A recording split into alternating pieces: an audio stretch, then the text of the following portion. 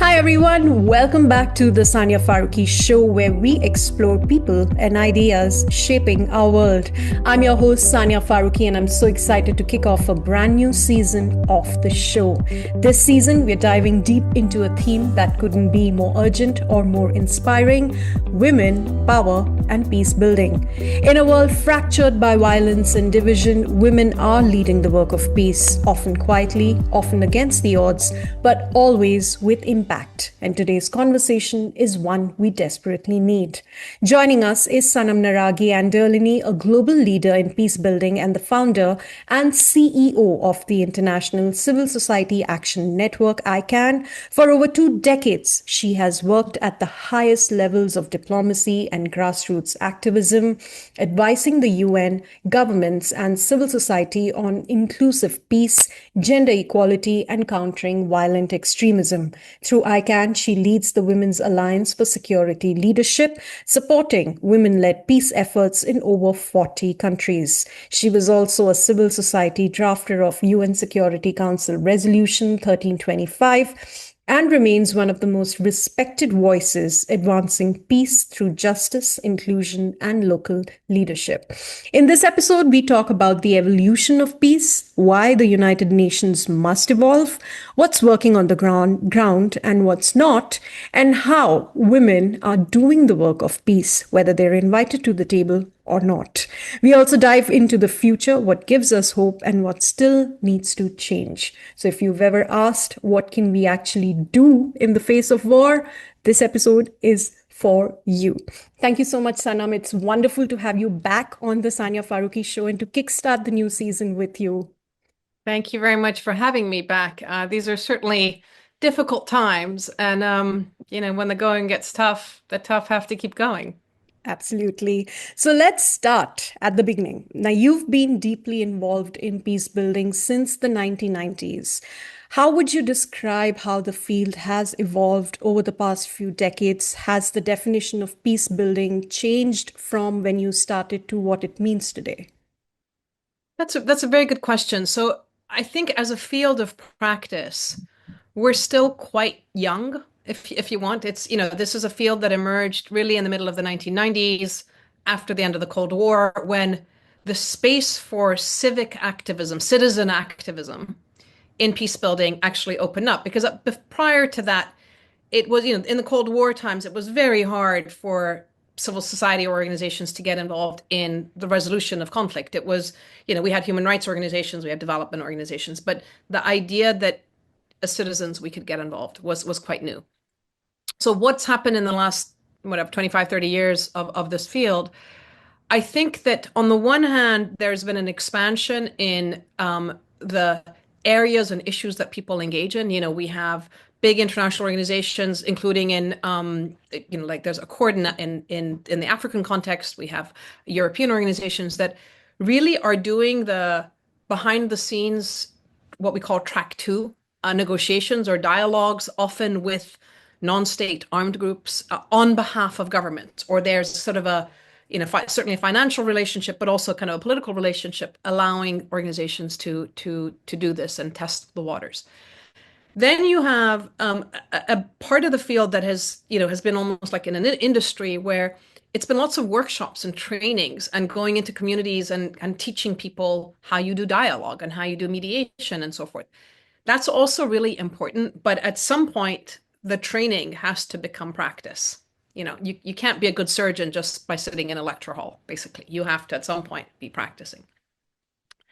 And then the component that I've been involved in, which I think to me is really the richest terrain in a way, is the way in which when crises and conflicts emerge, from the ground up, you get people who just emerge and become the natural mediators and conflict resolution kind of practitioners, the resolvers of conflict, if you want, or the peace builders in their communities.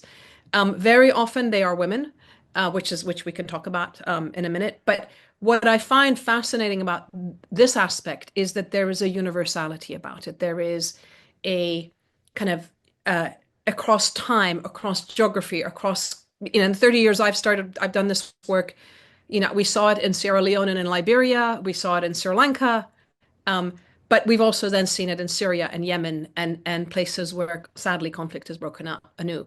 So there's something about the inherent human aspects of peace building and the inherent ways in which, despite the diversity and differences in culture, um, that this idea of mediation and mitigation of violence and trying to weave trust back into society exists across all of our cultures. And I think that that's something really important to, as I say, support and nurture and value and recognize. Looking back at that early post-Cold War era, what were some of the pivotal lessons or turning points that shaped modern peace building? Were there any global events or failures that changed how the world approached peace? I think that if you look back, you will see that the conflict in Bosnia was a key pivot moment, as was the genocide in Rwanda. Like these two things happened at the same time. And the reason why they were pivotal was that they were effectively internal conflicts. I mean, Bosnia was the breakup of the what was Yugoslavia, but and Rwanda was, you could argue that there was French influence and there were others, but essentially it was happening within the confines of the borders, state borders of countries. And the entire UN system, our entire infrastructure for peace and security that has existed was designed for the resolution or intervention, if you want, in interstate conflicts.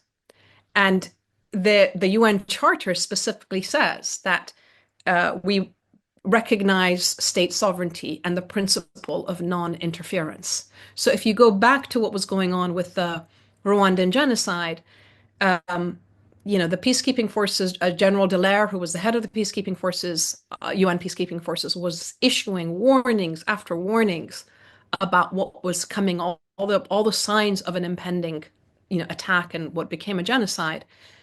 At the UN level, at headquarters, those warnings were being ignored. Kofi Annan, in fact, was in charge of peacekeeping at the time, but they were really being ignored. And then when the genocide broke out, it took the Security Council months to acknowledge that it was a genocide, because where you have provisions in the UN Charter about intervention by the international community is in the case of genocide. And at the time, the Clinton administration was avoiding using that term because they knew that if they used that term, then there would be the need for intervention. And so they were trying to sort of, navigate to avoid it. Meanwhile, 800,000 people were hacked to death in 3 months. So the fact that and similarly with Bosnia, it took a long time before there was real intervention to stop the conflict. So we're seeing the reluctance of the international community to respond, including big powers. And again, we can talk about what's happening now in that regard as well, with Palestine and Gaza and so forth. But we saw the reluctance and the constraints that the architecture that we had for the 20th century, those constraints, how they affect 21st century conflict. So that was one pivot moment. At the same time, it was also the moment that we saw in Northern Ireland, in Israel, Palestine, in South Africa, in Guatemala, in a variety of other places, how their own civil society, their own civic actors were emerging as peace actors and peace negotiators, and specifically women. In South Africa, the first public event where people from across the political spectrum came together in the public was when women across the political parties came out in public to show that they were meeting. Israeli and Palestinian women were in dialogues and coming up with solutions long before the Oslo process actually came to light. So it was, the 1990s are really pivotal, both around the constraints that we see, but also around the creativity of civic actors and civilians in this space. Like you mentioned, the United Nations has often sat at the center of peace efforts. Now, in your experience, what role has the UN really played in peace building, both as a facilitator and as a system? Where has it succeeded and where has it fallen short? And what more can we do given that kind of, the world that we are living in right now? What more does the UN need to do moving forward, keeping the future of the world safe and safeguarding peace building efforts? So, ironically, many of the places where the UN has been effective are places and contexts and conflicts that you wouldn't have heard about because they prevented them. So they are the non-events that have to be celebrated. There have been times when they've mitigated, the rise of violence and actually done prevention work. There are other times when they have played a role in diffusing things or enabling the space for peace to begin to sprout again, if you want. In my experience, for example, I was in Liberia in 2009, and there was a massive UN peacekeeping force there. And it came on the back of, there had been a Liberian war for 14 years. They had had attempts at peacemaking. Again, women rose in 2003 and really kind of made a push for the change in the Liberian context. And then the UN sent I think it was 13,000 force of peacekeepers, and it provides the space for the local political forces, the local civil society to just breathe, and the renewal of a national, sort of police force and a national army and things. So I think that's an important kind of example of a place where it was important. It played a role. Some would say that their role in Cambodia in the 1990s was important. All of these cases often come with some dark sides, right? Because where the UN has gone with peacekeepers, there have also been incidences of sexual exploitation and abuse of local communities or local women and girls. So we hear about the bad stuff, but we don't often hear about the good that's been done and the presence of the UN.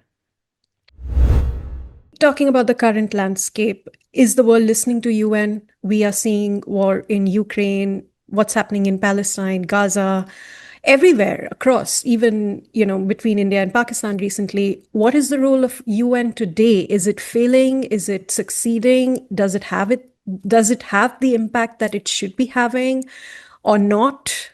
Because it's been criticized a lot. And like you said, a lot of the groundwork that is done are done by UN peacekeepers. They're there, they're on the ground, they are working with the people on the ground. But what's happening right now?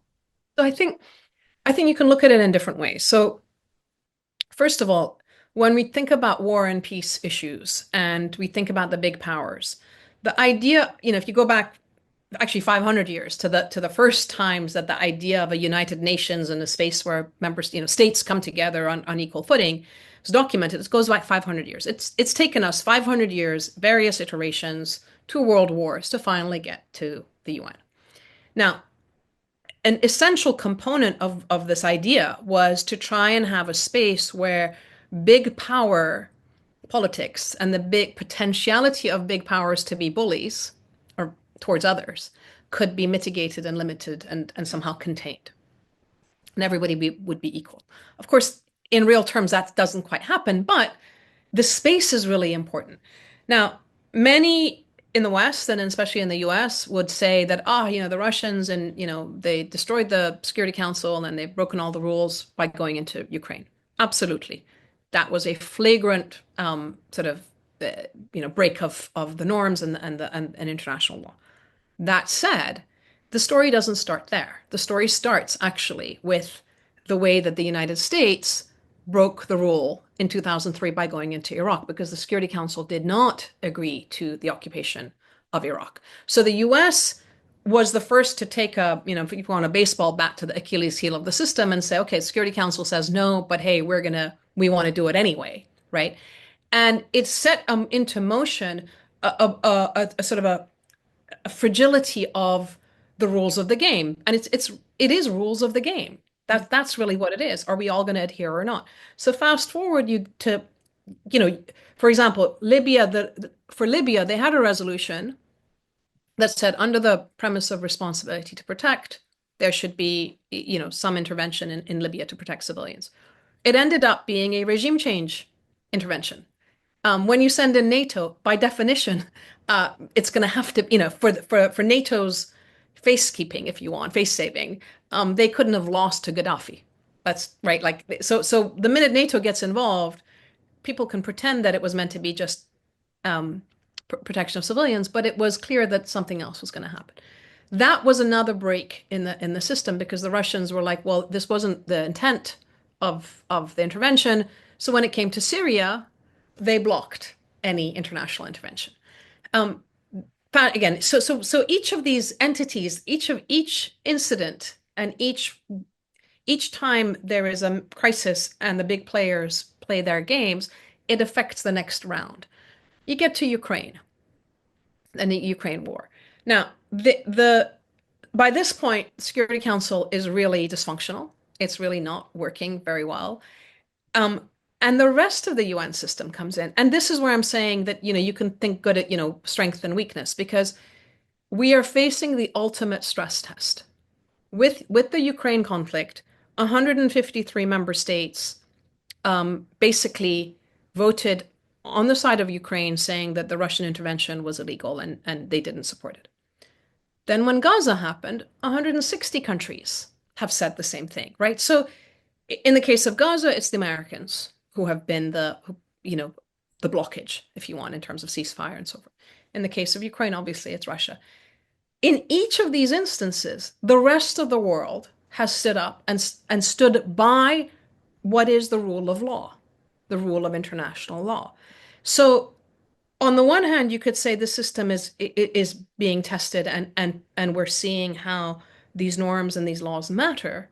On the other hand, we can also then look and say, well, at the end of the day, what we're also at this point, what we're seeing is that when the big power players decide that they don't want to play by the rules of the game, nobody else is able or willing to stop them. And this is where issues around the middle powers or the rising powers, the Indias and Chinas and Brazils and others comes into force. That are they going to take a stand? Is there how are we going to go forward in terms of the prevention of these kind of massive conflicts and wars, the sale of weapons, etc. So it's a big moment of it's a big test at the moment.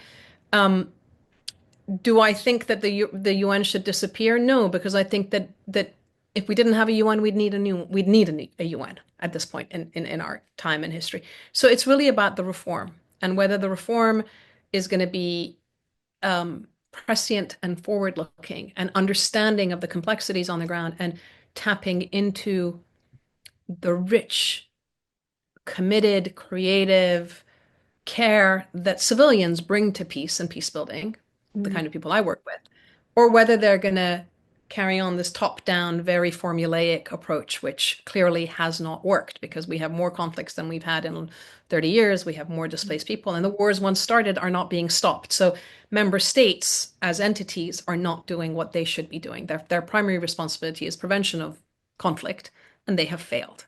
And so it is a moment for reform of those big institutions and a reflection on the responsibility to civilians and we the peoples of the UN. I want to now talk about the community level work that is being done amidst war, amidst all of this chaos that we're seeing everywhere. Now, you've been a tireless advocate for women's inclusion in peace processes, yet we still see peace tables dominated by men. It's 2025. It's even surreal to even say that sentence, dominated by men. So, why is the international system so slow to embrace gender inclusive peace building when the evidence is so clear that you need women on the ground? They are the ones who are community led, they're doing the community level work. It's again, if we look at it big picture historically, right? Since the times of the Greeks and the Persians, or if we go back even further, I'm sure to the Chinese and other ancient empires, war and peace were largely decided by military and political leaders. They would either a war would be won and there would be complete takeover, or if there was going to be some negotiation, it would be, these characters sitting in a room deciding, drawing a ceasefire line. I mean, that, the whole idea of the whole framing of peace negotiations isn't really about peace negotiations. It's end of war negotiations. And then end of war negotiations is really framed around this idea that you have two sides and they come at each other, and there's might be some terrain in the middle that is the theater of war, or the territory that they're fighting over. And according to, some of the theory, it's when they hit a hurting stalemate, meaning that there was a stalemate, both sides are hurting, everybody gets tired, then they come and they negotiate and they draw a line in the middle and go home, right? That's the premise. Two parties, two sides, etc. That is such an idealistic approach and vision or version of today's conflicts. Today's conflicts are not in some terrain that is on two sides. It is, what's happening in Yemen is the government of Yemen and the Houthis, and it's the same terrain. What's happening in Syria, internal, our internal conflict is difficult because the conflict is being fought in communities of civilians on the bodies of women. Women are being targeted and raped as a way for one community to communicate with the other, saying, you can't protect your people. Women hold your honor, you can't protect your honor. It's literally men talking to men across women's bodies, right?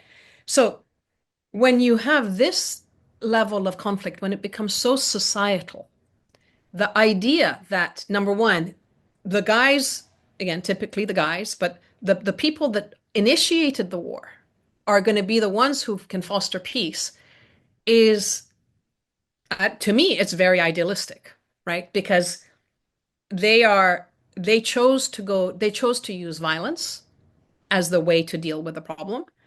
They chose to inflict pain on their own people, which is also horrific because the assumption, when, let's say, end of World War II or any other conflict that at some point people have had to sit and come up with some solutions, the assumption is that your military and your government have been protecting you. They have legitimacy. They have been, well, when you deal with situations now where, in Sudan, the army is killing people, the RSF is killing people. Why do they have any legitimacy in terms of being representative of their populations, right? So this framing already is a problem. Now, do we need those folks at the table? Obviously, because we need them to end the war. Do they represent the public? No, they don't. Are there other actors in this theater, as theater of conflict, if we use the language of the military and so forth? Yes, there are, because what we see is that as wars begin, you have the warring actors that are using violence. And then you have what I call are the peacing actors, the ones that don't use violence, who are then taking on the responsibility to protect their communities, to do the humanitarian work, to do the negotiations around ceasefires, to look for people when they've been detained and so forth and so on. And they are actors. We cannot underestimate the importance of the work that they do. Number one. Number two, when we exclude them from negotiations, what we're de facto doing is we're rewarding violence. We're saying, yes, Sania, you and I have a problem. If you are as violent as possible, somebody at some point is going to come and listen to you and give you, the lollipop that you want to stop you crying, right? But the reality is that as an international community, what we should be focused on is saying, yes, Sania is a problem. Dilemma that we have is that the international community at the moment is stuck in this old-fashioned mentality that we need to bring the warring parties together and knock heads together and have some power sharing deal, right? But that completely that framework, all it does is that it rewards violent behavior. All it does is it takes the war into the political realm. And all it does is that it's rewarding the violent actors, whereas the peacing actors, the people that were trying to keep the community together and are actually doing the local mediation, etc., are looking and saying, you've just put a warlord in charge again, right? And so there the disconnect between the reality of the conflicts and who the actors are and how we perceive actors and the way in which the international system comes in and actually does more damage is a big issue.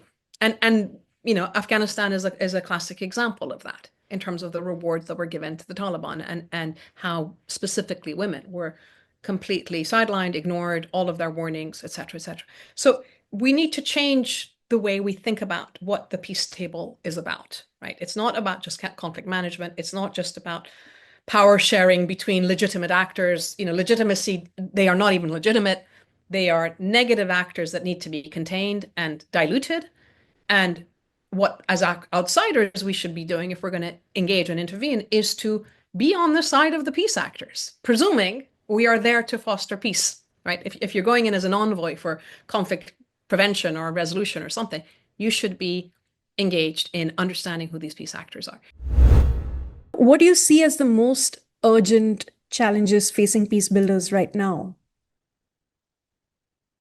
So as peace builders on the ground, the very urgent issues, number one is the threats to people's lives, online and offline. I mean, genuinely, the levels of risk that people are taking, whether they're working locally or internationally. I mean, all of us have some kind of attack that has come at us in some sort of way. So people are being threatened. We have partners where at times we've had to help them secure safety and shelter elsewhere and so forth.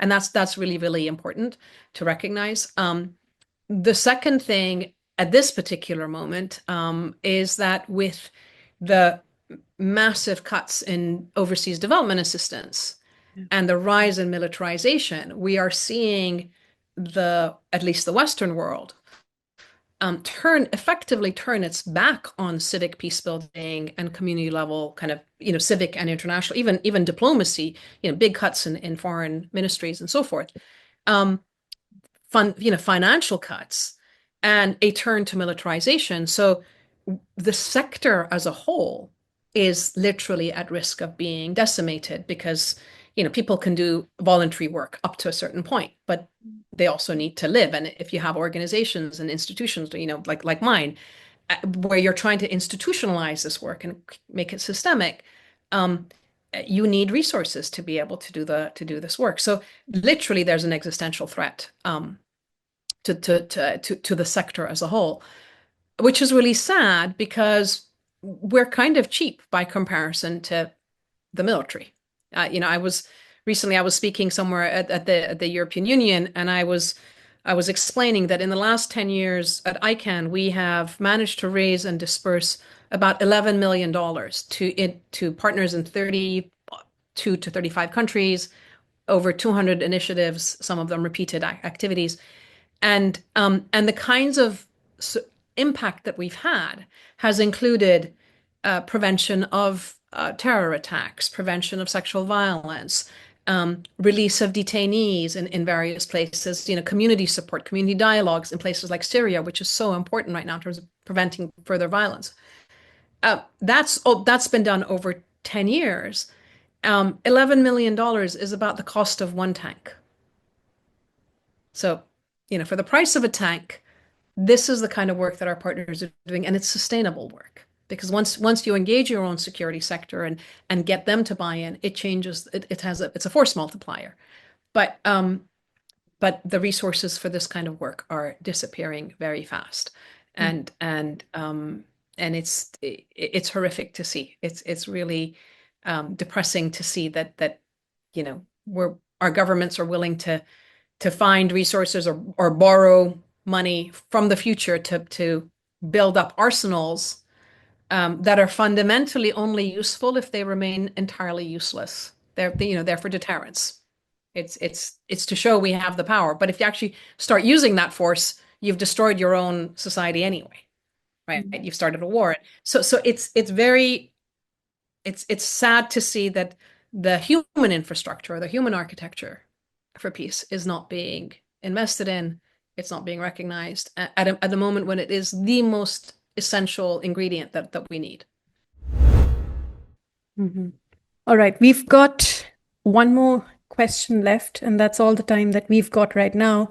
So finally, let's try to end with hope. I'm a very optimistic, hopeful person, so I really want to get your insights on, despite all the challenges, you've spoken about resilience and long-term vision. What gives you hope for the future of peace? And if you could redesign the global peace building system from scratch, what would that change be?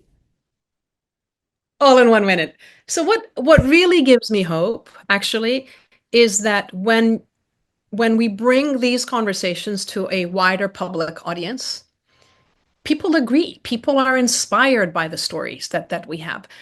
We started a campaign into 2020 called She Builds Peace, and the idea is to enable our partners around the world to go into their own societies and talk about what peace building is. And you'd be amazed at the effects from Liberia, deep in the in the heartland of Liberia, to recently I was talking to a colleague in Brazil who'd gone to the favelas where there's huge levels of gang violence, and she talked about what peace building is. And these women had put their hand up and they said, "I'm a peace builder because I am navigating and negotiating between my son and the gang and the police, and trying to calm things down." And recognizing the value of that middle ground was such an empowering moment for them. And when I hear that, I'm like, this is where we need to invest our time and energy, because if we go down the path of vilifying each other without trying to understand the point of view, the perspective, without trying to have empathy of what it is that causes young men to join gangs, or what are the factors, what's the fear that the police might have when they come into a community. I've worked on these issues, and when you get down to the human level, you realize that a lot of it can be resolved. When I look at how people, especially women, when you engage them in these conversations about what is it that we want for the future, what is it that we don't want, and you create the spaces for people to think and have dialogue and see the humanity in the other, it's transformative. We've done this work. I've had colleagues who've done this work in Afghanistan with young men and with imams and others, in Nigeria with Islamic leaders. It's in Uganda with in youth boot camps and stuff. So when you enable people to understand what are the sources of conflict, where is it coming from? Often it's coming from political levels, but you give them the alternative framing to think about, okay, how else can you resolve the issues, taking responsibility for it. This is active citizenship as well. It changes individuals, but it also changes community dynamics. And so I think that's really where we need to put the energy, and that's what gives me hope. The stories that I hear constantly from my partners give me hope, and I wish that I could broadcast them to the world more effectively. What would I do if I were in charge? This is a really good question. As you know, I have my own podcast called If You Were in Charge, and I talk to other people having big problems in the world. Um, I would take this moment of UN reform, which many see as a crisis, and turn it into an opportunity. I would say, let's go back to the essence of what the UN Charter says, the Charter starts with, we, the peoples of these United Nations, wanting to prevent the scourge of war for future generations. It's an incredibly powerful statement. Um, and and put the agenda of women, peace and security, and youth, peace and security at the center of that, because these agendas came from people in war zones. They came from women, and they came from young people, who are the young people obviously are the majority of the people, but they're the ones most affected and most implicated in violence. And women are the ones that are affected, like men, but in different ways. Men get killed, women get raped, basically, is one way of differentiating it very coarsely. But women are also the ones who are rising up and doing the peace work. And I think if we put those those two agendas at the center of the work going forward, and think about peacemaking and peace building as an ecosystem where you need the local, you need the international connectivity, you need your UN, you need your governments, but each has their own specificity of role. Um, but we should be heeding, at the core of it, we should be heeding and supporting the voices of peace at the front lines of war. All right, Sanam, on that note, thank you so much. It's been great chatting with you. Great to have you back on the Sania Farooqui Show, and to kickstart the new season, having a very broad but very important conversation regarding peace and peace building. So thank you so much for joining us today. Thank you very much, and I look forward to ongoing conversations, and I hope that the audience also can engage and be part of this movement that we have. Movement, exactly. Yes, the movement. Likewise. Thank you so much. Okay. And for those of you who have been watching us, thank you so much for joining me on this episode of the Sania Farooqui Show. I hope today's conversation left you inspired, informed, and thinking more deeply about the power of women and peace building. If you enjoyed this episode, please subscribe, leave a review, and share it with someone who needs to hear it. I'll be back next week with another powerful story and voice that's shaping our world. Until then, stay tuned, stay curious, stay safe, and thank you for tuning in.